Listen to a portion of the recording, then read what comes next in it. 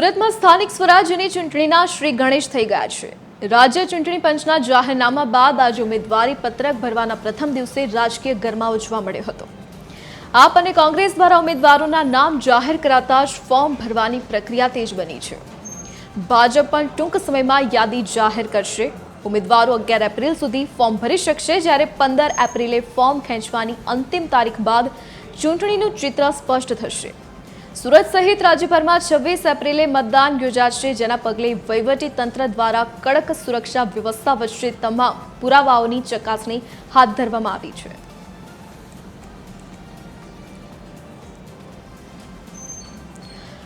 વધુ વિગતો સાથે એસોસિએટ એડિટર દેવેન જીતે આપણી સાથે લાઈવ જોડાઈ ગયા છે।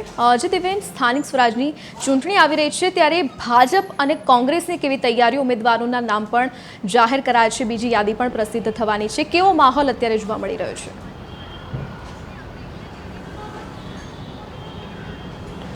જેની ખૂબ જ આતુરતાથી રાહ જોવામાં આવી રહી હતી તે સ્થાનિક સ્વરાજની ચૂંટણીની તારીખો જાહેર થઈ ગયા બાદ રાજકીય પક્ષો દ્વારા પોતાના ઉમેદવારોના નામ પણ જાહેર કરવાના છેલ્લા 2-3 દિવસથી શરૂ કરી દેવામાં આવ્યા છે।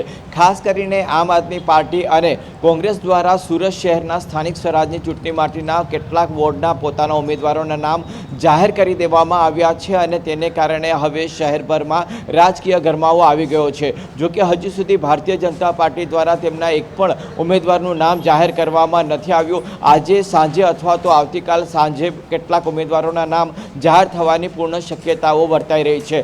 અત્યારે જે પ્રકારે વહીવટીતંત્ર દ્વારા જે જાહેરાત કરવામાં આવી હતી તે મુજબ આજથી સ્થાનિક સ્વરાજની ચૂંટણીમાં જે પણ ઉમેદવારો જે પક્ષમાંથી ઊભા રહેવા ઈચ્છતા હશે તેમની ફોર્મ ભરવાની પ્રક્રિયા આજથી શરૂ થઈ જશે। નિયમ પ્રમાણે એના ફોર્મ સાથેના જે પણ દસ્તાવેજી પુરાવા હશે તે તમામ આજથી રજૂ કરવાના રહેશે।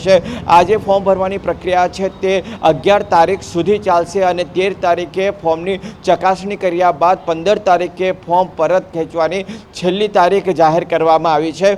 રાજકીય પક્ષો દ્વારા જે ઉમેદવારોની જાહેરાત કરવામાં આવી છે, હવે તેમના દ્વારા આજથી ઉમેદવારી પત્ર પોતાનું ભરી શકાશે તે પ્રકારની પ્રક્રિયા આજથી શરૂ થઈ જશે। ખાસ કરીને આમ આદમી પાર્ટી, કોંગ્રેસ અને અપક્ષના જે ઉમેદવારો છે તેઓ પોતાના વિસ્તારના જે સરકારી કચેરી છે મામલતદારની, ત્યાં જઈને પોતાનું ફોર્મ જે છે તે ભરી શકશે।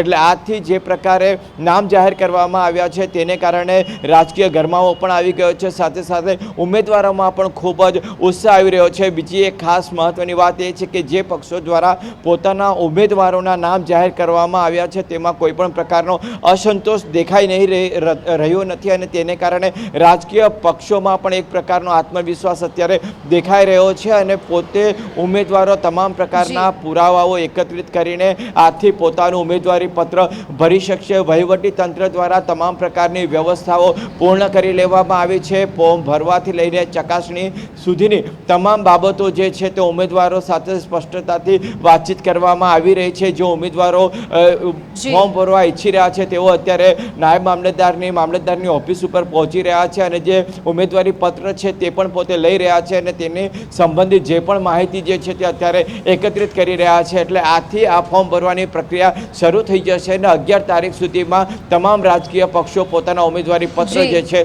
તે ભરવી દેશે। જી દેવેન, વિગત સાથે જોડાવા બદલ આપનો આભાર। તો સ્થાનિક સ્વરાજ્યની ચૂંટણીને પગલે ઉમેદવારોના નામની જાહેરાત કરવામાં આવી છે, ત્યારબાદ આજથી ઉમેદવારો ફોર્મ ભરી શકશે।